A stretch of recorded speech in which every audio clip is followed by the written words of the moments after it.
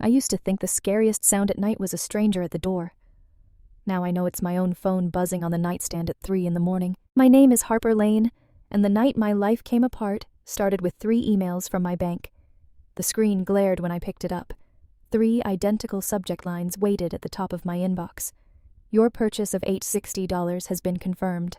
Same amount, same wording time-stamped a few minutes apart. I opened the first email. Passenger, Noah Reed. My fiancé. On a flight we never booked. Paid for with my card. A cold, wrong feeling spread through my chest. Noah was supposed to be asleep 2 time zones away. We'd only talked about him flying out next month. Yet here he was on a digital boarding pass I had apparently bought. I tried to log into my banking app. Wrong password. I tried again. Wrong. On the 3rd attempt, a red banner appeared. Your account has been temporarily locked for your protection. For my protection. The phone buzzed again in my hand, a hard, angry vibration. This time, it wasn't an email. Linda Reed flashed across the screen, Noah's mom. I answered. What did you do to my son? She sobbed. The police said he was on his way to you when he crashed. His phone shows you called him over and over. He got in that car because of you. I stared at my call log. No outgoing calls to Noah. No missed calls from him. Just Linda's number still glowing. I didn't call him, I whispered. The phone and Linda said I was lying. And in that moment, it didn't matter what I knew was true. The evidence already had my name on it. By the time the sun pushed a weak, gray light through my blinds, I still hadn't slept. I sat on the edge of my bed, phone in hand, replaying Linda's voice over and over. Every time I thought I was calm, her accusation crashed back into me. I kept scrolling through my call log. Nothing. No calls to Noah, none from him. My phone was clean untouched. Innocent, yet somehow I was already guilty. I paced the apartment, the floorboards creaking. My half-packed suitcase sat in the corner, the one I'd left open because Noah and I had talked about me visiting when his project ended. Now I wasn't sure if he even wanted to see me. When my phone dinged, I jumped. For a moment, I hoped it was Noah. It wasn't. It was Maya. You awake?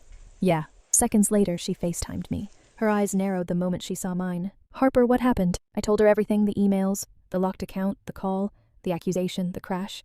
My voice faltered when I mentioned the accident. Maya didn't offer soft comfort. She leaned closer, voice low. Someone's targeting you. This isn't normal fraud. I shook my head. Why would anyone do that? Who would even want to drag me into this? She didn't answer right away, just studied me like she was piecing together something invisible. You need to go there, she finally said. To Noah.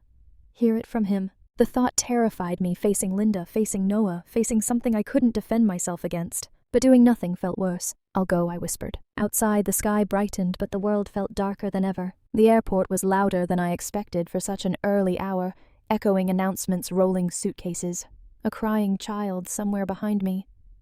I moved through it all on autopilot, clutching my boarding pass, stuck on one impossible question. How could there be evidence of things I never did? When I landed in Ridgehaven, everything slowed into the heavy rhythm of a small town. The air felt quieter, colder. This was where Noah grew up, where Linda worked, where everyone knew everyone, and where every stare would carry a judgment I couldn't escape. The hospital parking lot buzzed with nurses and visitors gripping cheap coffee cups. Inside, I followed signs to intensive care, my throat tightening. Hi, I said at the desk. I'm here to see Noah Reed. The receptionist typed, her expression softening until it didn't. Only immediate family allowed. I'm his fiancé. She hesitated, sympathy shifting to caution. I'm sorry. His mother left instructions. You're not approved. The words knocked the air out of me. I forced myself to breathe. Can you tell me how he is? He's stable, still groggy. That's all I can share. I stepped aside and wandered to an empty waiting area. The vinyl chair squeaked loudly as I sat, the sound jarring in the quiet. That's when I heard Linda's voice, low, exhausted, speaking to someone nearby. She's dangerous, Linda said. If Noah wakes up and she shows up, he'll panic again.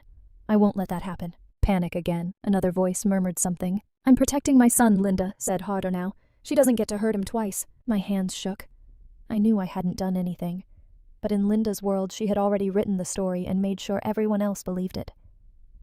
I stayed in the chair long after Linda's footsteps disappeared.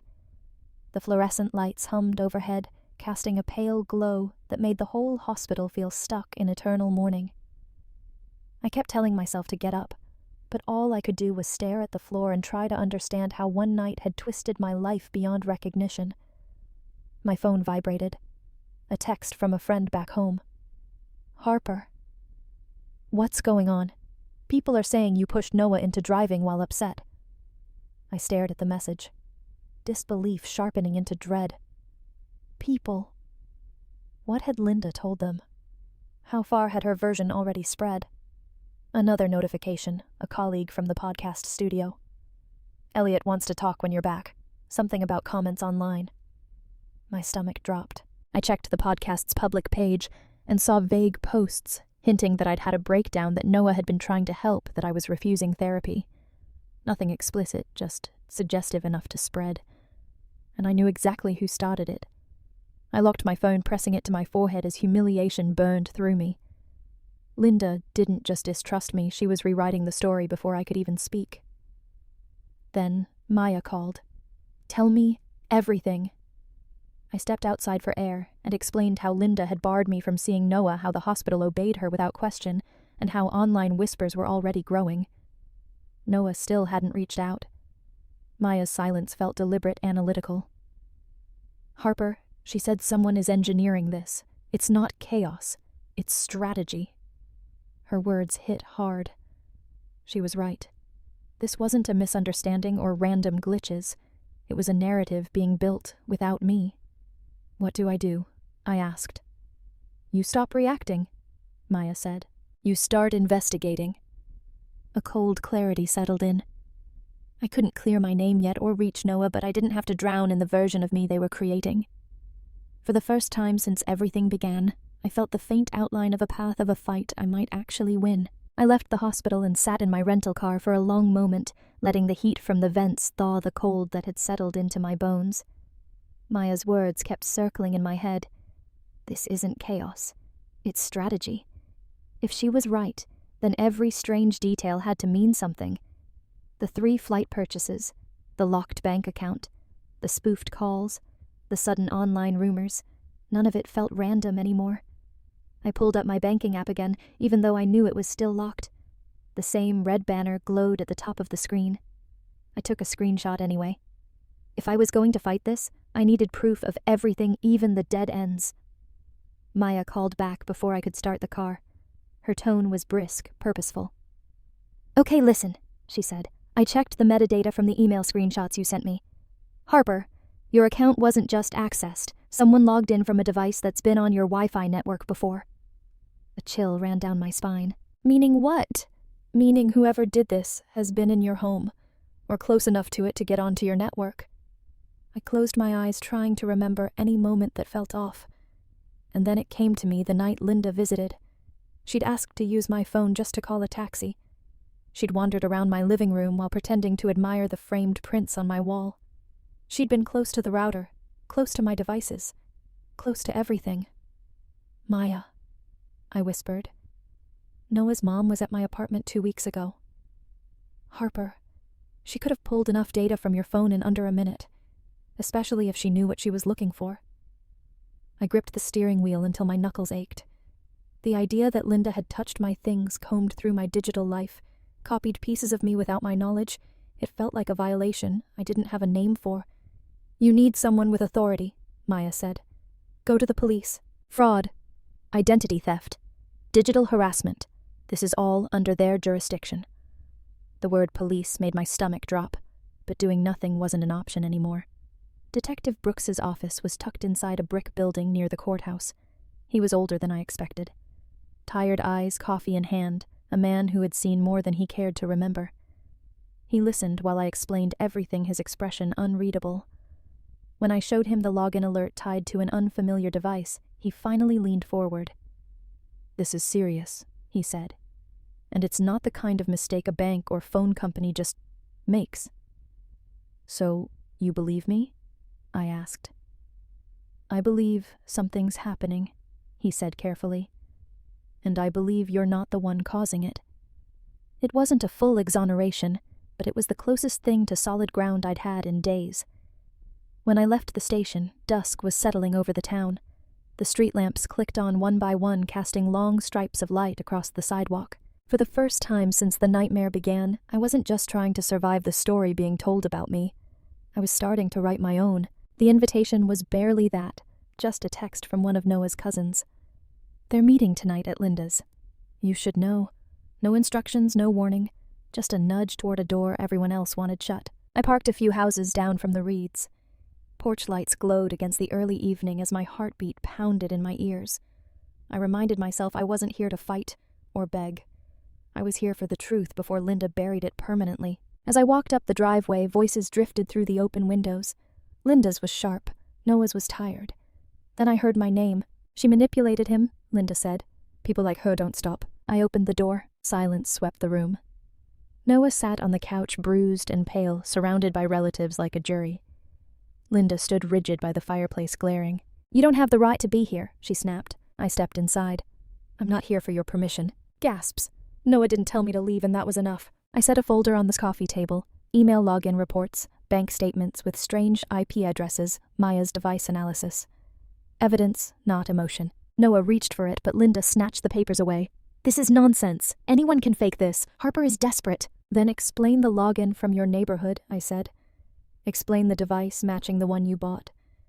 Explain why your voice is on the recording. Linda went still. The room shifted toward her. You recorded me, she whispered. You came into my home, I said. You touched my phone. Something felt wrong, so yes, I recorded you. Noah stared at her, horror growing. Mom, what is she talking about? Her composure cracked. I did what I had to do. You were going to leave. She was taking you away from me. The words hung like smoke. Then Detective Brooks stepped into the doorway, just as planned, badge glinting. Linda Reed, he said, we need to speak with you regarding an active fraud investigation. For the first time since this began, Linda looked afraid. And for the first time I didn't. Linda didn't argue when Detective Brooks asked her to step outside. She didn't shout or protest. She just gathered her purse and walked past me, her perfume drifting behind her like the last trace of a storm finally breaking. When the door closed, the house fell painfully silent. Noah sank onto the couch, hands covering his face. His relatives, who minutes earlier had agreed with everything Linda said, now watched him with uneasy pity, as if realizing they'd backed the wrong version of events. I didn't want their sympathy. Harper, Noah said at last, voice rough. I don't understand. Why would she do this? The question wasn't truly for me. It was for the mother he thought he knew. She was afraid, I said quietly. Afraid of losing you, of not being able to control what she always controlled. He searched my expression, maybe expecting anger, but all I felt was exhaustion. I should have believed you, he said. I should have called. I should have... Stopped letting her speak for you, I said. He flinched, not at cruelty, but truth. I'm sorry, he whispered. I sat across from him, leaving distance. I didn't come for an apology. I came for the truth. And now I have it. He swallowed. What happens now? For us? The question hung there, waiting. We don't happen, I said. Not after this. Grief flickered across his face, but he didn't argue.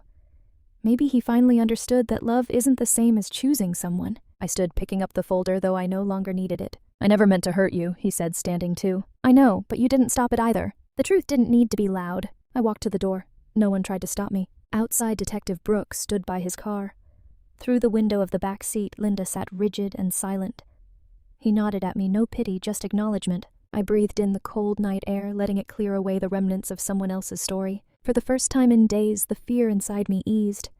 I wasn't running or defending myself anymore. I was moving forward into my own life, my own voice, my own truth, and I didn't look back. I left Ridgehaven the next morning, the town still wrapped in fog as I drove toward the airport. My suitcase felt lighter than when I arrived, even though nothing inside it had changed. Maybe it was me who had shifted, who had finally stepped out from under a weight I didn't realize I'd been carrying. Days later, Detective Brooks called to update me. Linda wasn't going to jail, not with her clean record, and the way the legal system worked, but she was charged officially with identity theft and digital harassment. The hospital placed her on leave pending review, and most importantly, the accident report had been amended. My name cleared, my involvement removed. Noah texted once a long, hesitant message about healing and maybe trying again someday. I read it at my desk at the podcast studio, the new season's outline spread in front of me. Then I deleted it. Not out of spite. Out of clarity. Elliot approved the story I pitched, a series about digital manipulation, family control, and the danger of letting one voice narrate someone else's life. I wouldn't use real names. I didn't need to. Because the truth wasn't about revenge anymore. It was about reclaiming the story that had always been mine.